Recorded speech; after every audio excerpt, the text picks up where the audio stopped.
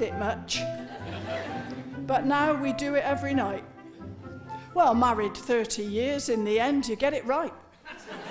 I don't mean to sound complacent, but we do it more and more. Yes, we clamber into bed and fall asleep, and then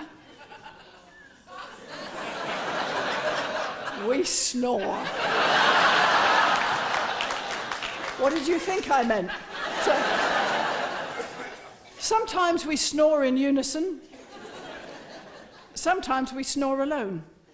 I'm a soprano snorer, and he's a baritone. It never gets monotonous, each night a different sort. Some finish with a gargle.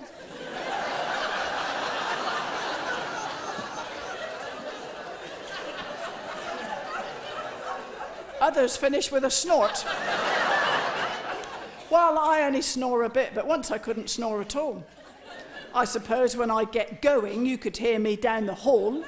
But my husband is remarkable. His snoring is so loud that beneath our bedroom window, he's attracting quite a crowd.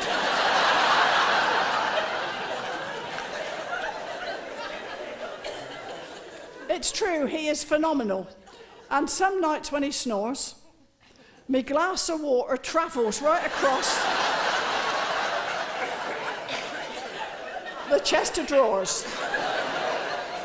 And if he adds a flourish, like a splutter, shout, or cough, I've seen the glass of water jump a mile and topple off. I could dance across the bedroom wearing just a feather boa. He would still lie flat upon his back and snore like Krakatoa.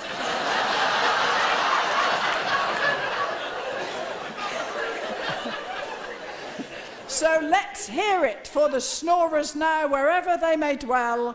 Just lie back and enjoy. Good night, sweet dreams, my friends. Sleep well.